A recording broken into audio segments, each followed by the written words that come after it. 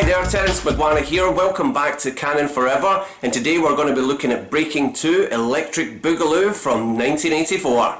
Special K, Ozone and Turbo are back and must band together to save the local community hall for underprivileged children. Come on!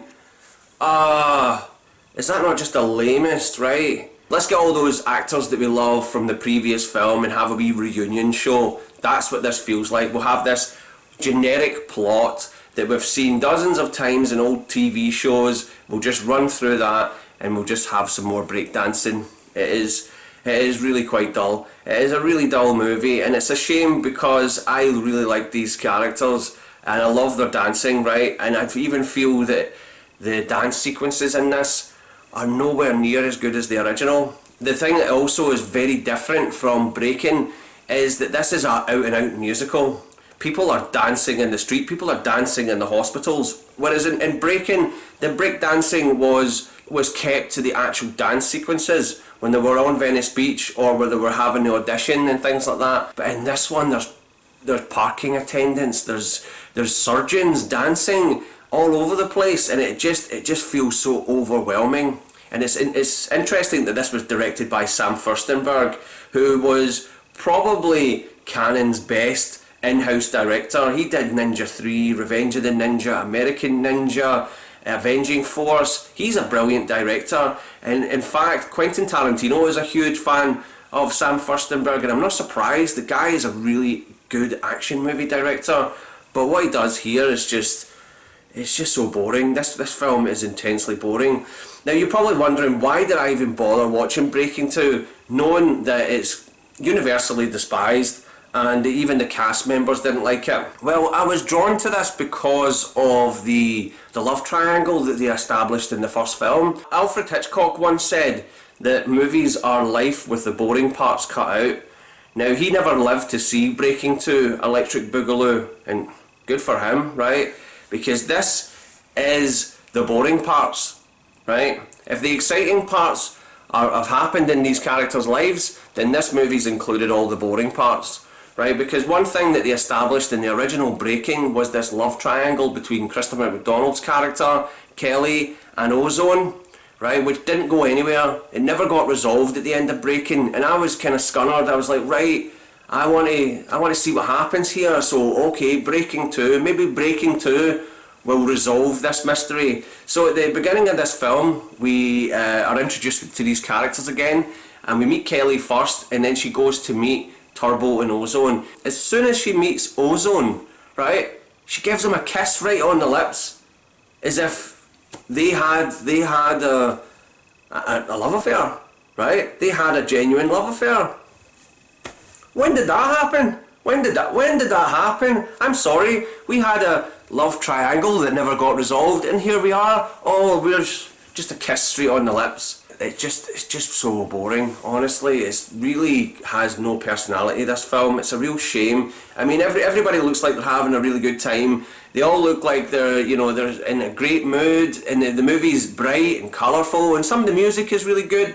I never found any of the dancing as engaging as Breakin, especially the rotating room scene. I know that they used the rotating room set from A Nightmare on Elm Street to achieve this, where Turbo, he's fallen in love with this girl, and he's so happy that he starts dancing up the walls like Fred Astaire or Lionel Richie. And I was really looking forward to this part because I love Boogaloo Shrimp, right? This guy is an absolute legendary dancer, and ever since I watched Breakin, I've just been watching tons of stuff on YouTube about him. Wow, this guy's incredible, right? And then his dance moves in this part, I don't think they really lack imagination on what they can do with this revolving room. Maybe it was a safety hazard, I don't know, because it just doesn't feel that great. Even though he's dancing up the walls and he's moonwalking on the ceiling, I just feel nothing for it. And I think it's because the film, it really kind of lacks purpose. We don't really get to know these characters anymore. They just feel like they are just putting on a show. They're just putting on a show, and we're supposed to just enjoy that. And that's the thing. They have Turbo have this girlfriend just pasted in there. You know, it's just this character who doesn't even speak a word of English, and she's just thrown in there as that we need to give this character a girlfriend, like they used to do on the A-Team, where it's like, oh well, Murdoch's never had a girlfriend, so let's just give him a girlfriend, never mind him actually having a relationship with this person, right? So they just throw a girlfriend at him, and it is just meaningless, absolutely meaningless. There is a particular dance sequence in Breakin 2 that I enjoyed, where Ozone is giving advice to Turbo on relationships, right, and how to charm a lady, and they're both dancing with this sort of stuffed toy dummy thing, right, that as they're moving around, there's nice editing in this scene where they're moving around with this dummy pretending to dance like Fred Astaire and Ginger Rogers, and the dummy changes into Kelly, or it changes into Turbo's new girlfriend. All this lovely editing throughout the dance sequence. I enjoyed that. I thought it was really funny and silly, but that was it. Breakin 2 did meet my low expectations, so I would not recommend this film. It is rather dull, right? Maybe as a time capsule, just to look at some of the horrible haircuts and terrible clothes from the 1980s, so you can go, oh, I used to wear that, ugh, awful, right? But if you like this video, hit the like button. If you want to subscribe to the channel, hit the subscription button, and never mind, right? Okay, so all those other folk are gone, right? All those people that click in, leave a comment and say thanks for sharing, they're all gone, right? So if you want to just sit and hang out, we'll talk a little bit more about Cannon. Would you like that? Well, tough. Dial 010 and away you go, right? Always loved Cannon films, even from being a small child. When I was a child, I seen that Cannon logo. It just filled my heart with so much excitement. It really did. The weird thing was, Cannon, they owned everything at one point. In the 1980s, I saw that logo everywhere. When I go to the cinema in the 1980s, Cannon, it was the Cannon cinema on Sauchiehall Street in Glasgow that we'd go to. You'd see it on the ticket and everything. They owned most of the cinema chains in the UK. It was bizarre, and they even bought some of the film studios as well. They really were throwing money at everything. Really, what a real crazy company. I admire Cannon films just for their sheer determination to just dominate, right? And they didn't do it in a very traditional way.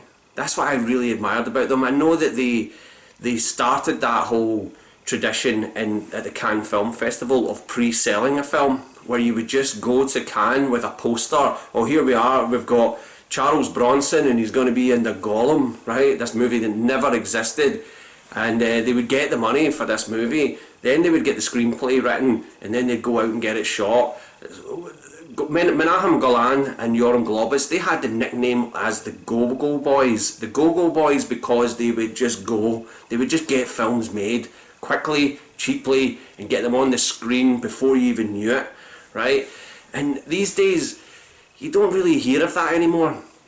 You don't hear of that sort of industry anymore. You hear of like, oh, we're going to make this film, and it sits there for 4 years. You always, like, for example, a film like Hancock with Will Smith, that script had been lying around for about 20 years until that movie got made.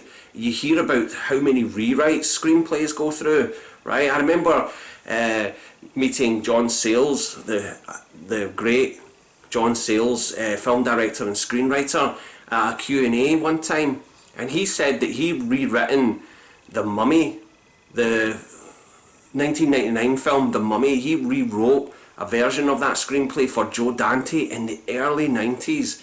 That script had been going through one screenwriter to another and another, rewrite, and that's what seems to happen in Hollywood.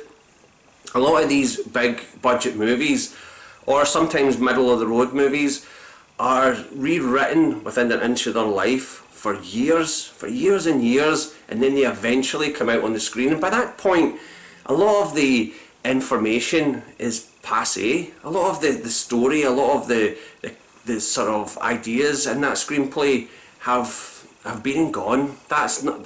It's not part of the zeitgeist anymore.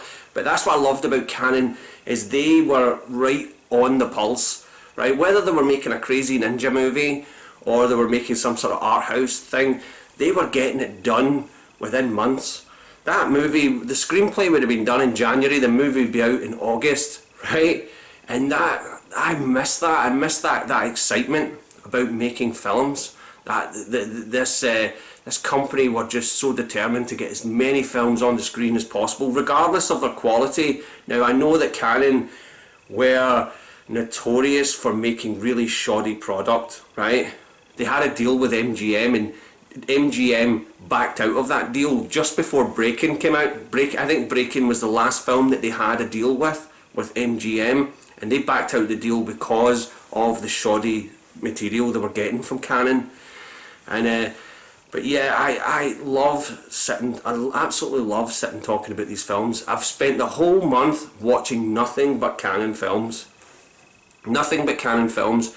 Every time I've made a video, I've got it done and just put it straight on YouTube. I've not really thought about dropping it at a particular time or any particular day. I thought I would just work in the same conditions that Canon themselves did. Just get it done and get it on there, right? That's been my work ethic this whole month, right? And it's been a lot of fun. And I must admit, last week I kind of crashed and burned, right? Because I was just making so many videos that I just absolutely exhausted myself, right? And I've been really having a great time doing this. It's been an absolute joy, right? This is probably the most fun that I've had on YouTube yet. I did leave out a lot of films, in particular Runaway Train with Jon Voight, where Jon Voight was nominated for Best Actor. That is a great film. Also 52 Pickup with Roy Scheider and Anne Margaret. That's a great film as well that Canon made. And I was going to do those two as well, but I was just running out of time. And there's still an absolute ton of Canon films out there that are worth seeing and some that are not. And maybe in the future I'll do a wee follow-up. But that's up to you. If you want me to do more Canon films, another Canon Forever series, please let me know. If you don't, let me know as well, right? I can take constructive criticism, right? I'm a big boy. But yeah, I've really enjoyed doing this series. It's been absolutely great fun. I even managed to find myself a shirt that I felt looked a little bit like the Canon logo. And I even dabbled in a little bit of acrylic painting as well. I know it's a bit wonky, the painting. It's a bit sort of half-arsed, just like Canon, right? That's the thing about Canon. They would just get things done quickly. And when you look at some of their films, right? For instance, Ninja 3 The Domination, right? Regardless of how ridiculous that plot is, and how they've just taken bits of The Exorcist and bits of Poltergeist and bits of a ninja movie and everything and just smooshed it all together, right? They've just ripped off Flashdance as well. They've just smooshed everything together. That film is so well made. The editing in that film is just perfect. The action scenes are just really enjoyable to watch. And that was why I said it was a perfect movie. I wasn't comparing it to Citizen Kane. I wasn't comparing it to The Godfather. As a ninja movie, it is the very best ninja movie ever made, in my humble opinion. But yeah, it was also really good to get to watch some of those ones that I've missed over the years, like Street Smart and Link, right? As much as I wasn't a fan of Link and it was a bit of a letdown, it still had value to it. It was still a really well made movie, and it was interesting finding out some of the details about the behind the scenes as well. And Street Smart, that exceeded my expectations. Morgan Freeman was just remarkable in that movie. And also it was nice to rewatch Life Force. Life Force is just a gorgeous movie, it really is. Wow, it does feel like a big budget, exciting, epic movie. And I saw it on videotape years ago, and it was in a crummy copy. The transfer wasn't very good on its original VHS release.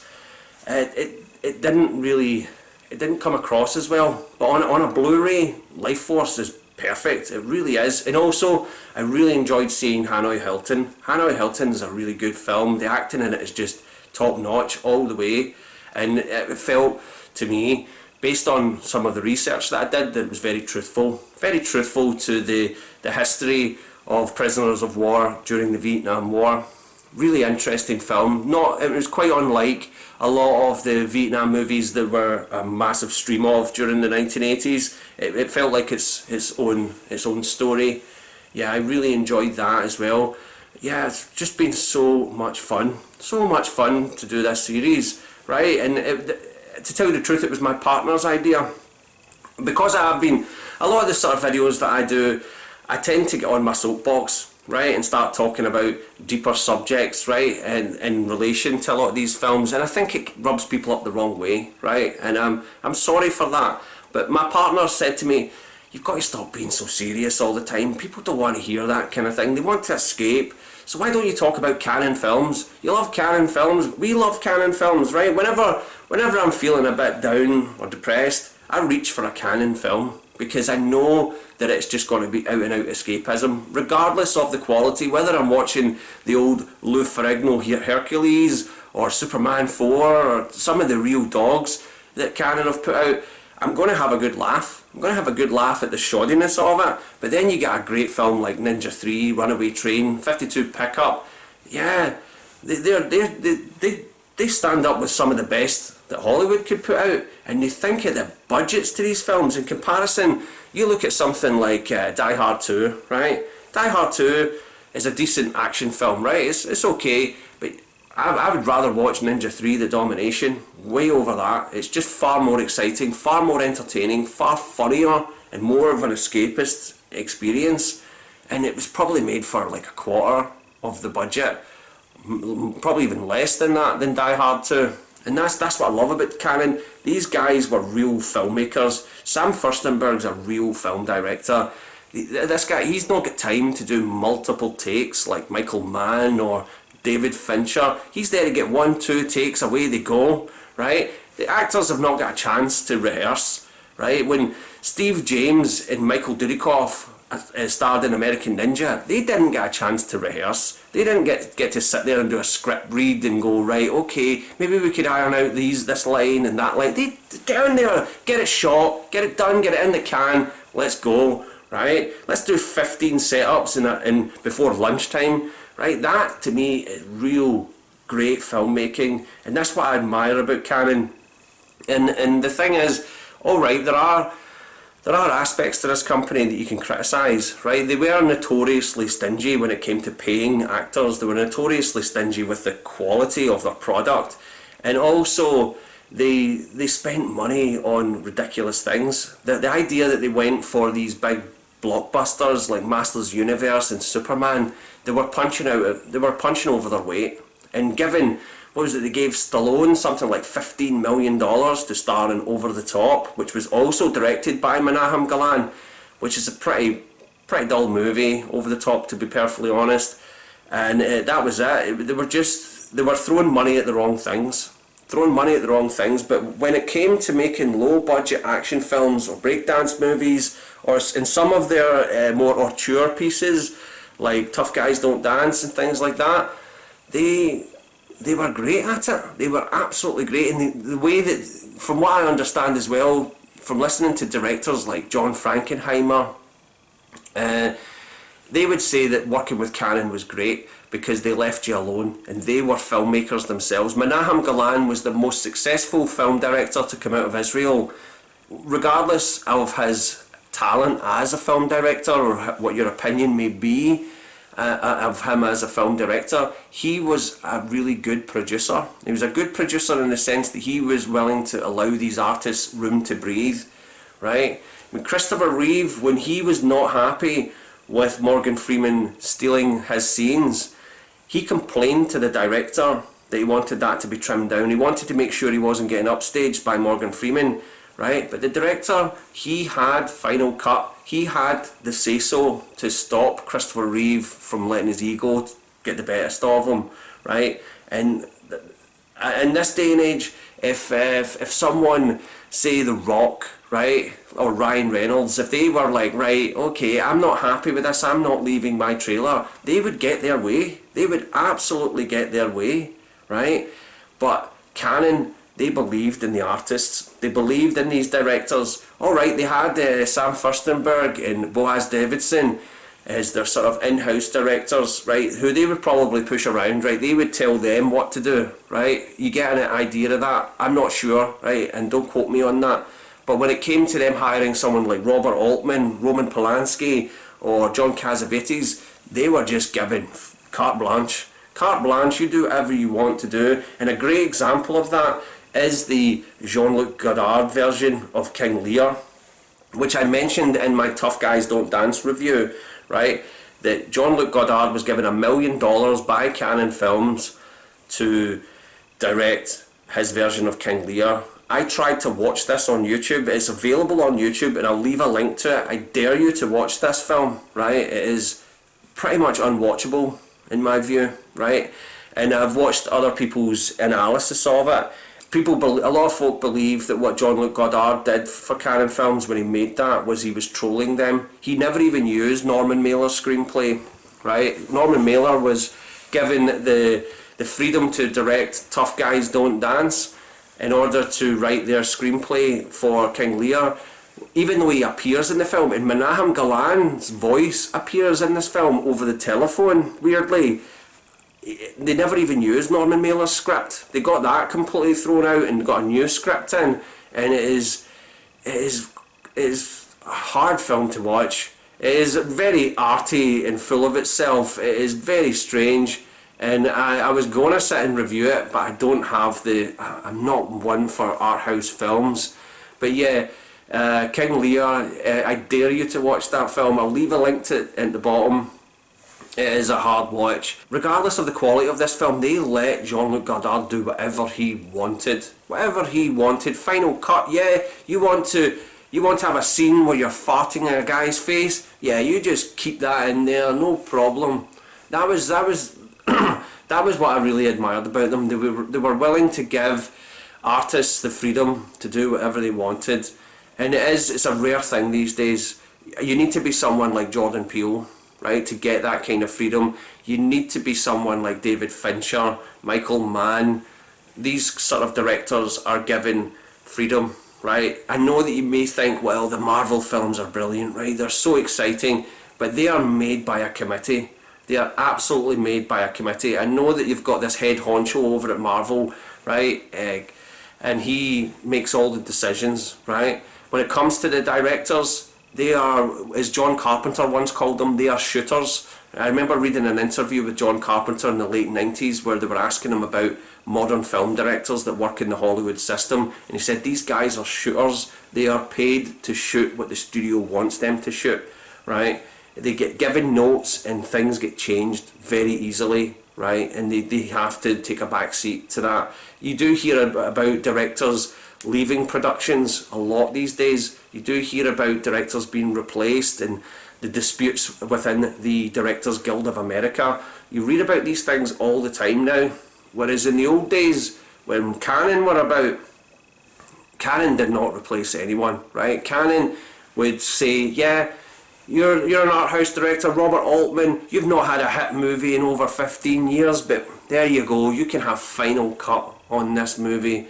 Brilliant, absolutely brilliant. It must have been so exciting for them to get that kind of freedom, especially when if they went to 20th Century Fox or Warner Brothers or something like that, they're just told to change the ending, right? We need more sex, we need more violence, we need this, we need a car chase thrown in there, right? We need to cut out the diversity, we need to cut that down, right? Cannon films were not about that.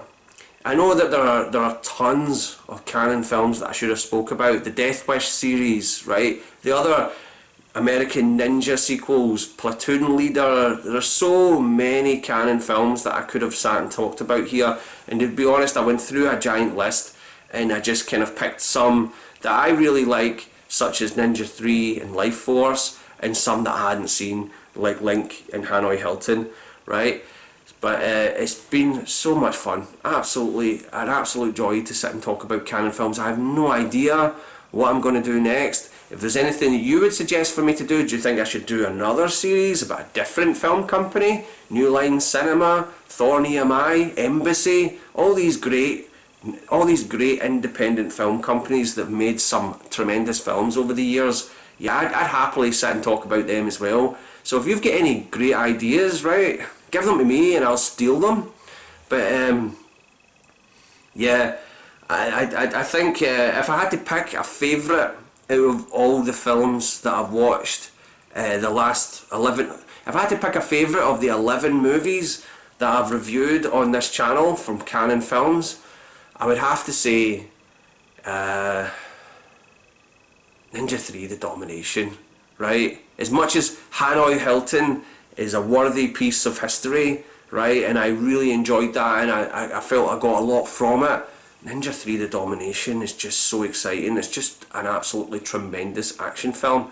The weird thing was I watched that right after watching Invasion USA. Invasion USA has got to be the worst out of all the films that I've watched, easily. The thing, I really struggled in reviewing that film. People probably think I'm being political in criticising it because of Chuck Norris, but really it just has... I think the biggest problem that I have with Invasion USA is I don't care about the lead character. I don't get to know this lead character, right? We know he's an ex-CIA guy. That's it. I mean, that is so generic. And Chuck Norris doesn't give us anything to hold on to. Or yeah, he makes a nice... He smiles at a little baby armadillo. He must be alright then. No, I want some character. I want something to understand about this character. I really, you know, you look at someone like John McClane or even John Matrix in Commando. They still give you some personality to these characters, even though Arnold Schwarzenegger is not by any shakes a tremendous actor. I still feel that I like him in Commando. I still feel that there is a personality there. He still has these really cool one-liners, right, that endear me to him. And they have that whole cheesy sequence where he's feeding the deer and eating ice cream with his daughter. All that stuff. It's all good fun. And that's what I love about a film like Commando, is it has a lot of fun with this ridiculous action story. Whereas Invasion USA, there was a real mean spirit all the way through it. The villains were overly violent. They were just overly nasty. They didn't need to be that nasty, right? It was just like, yeah, we need to beat you over the head with how bad these guys are, and that's it. Give me some personality, you know, give Richard Lynch some cool lines, give him some complexity, right?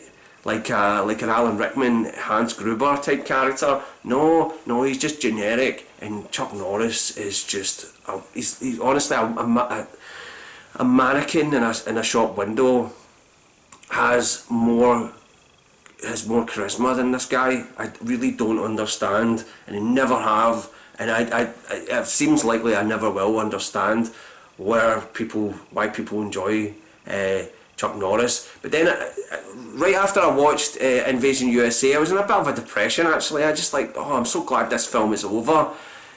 Reached for Ninja 3 The Domination. 5 minutes into Ninja 3 The Domination, right, Invasion USA was just gone in my mind. It was just absolutely wiped from my memory. Ninja 3 The Domination is night and day compared to that. It is a really exciting, fun action movie, and honestly, if you've never seen it, you really need to get on it. You really, even if you don't like ninja movies or action films, there's so much to enjoy in it.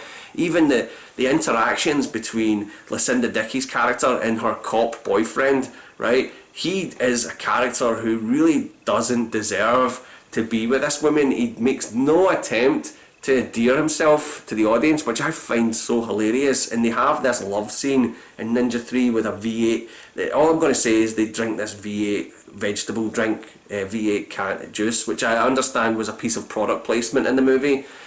Honestly, every single scene in this is, you're just like, really? Really, what? It was honestly written by a chimpanzee from outer space, Ninja 3, and that's what I love about it. I love how absolutely crazy it is. It just constantly entertains me. If you liked this video, hit the like button. If you want to subscribe to the channel, hit the subscription button. I'm Terence McGuana. If you want me to do more Canon films later in the year, next year or some point, do another series of Canon Forever, let me know in the comments. I really had a great time, and I hope you had a good time listening to me flap my gums about all these crazy films. But in the meantime, peace, love, rock and roll. Terence McGuana. Cheerio.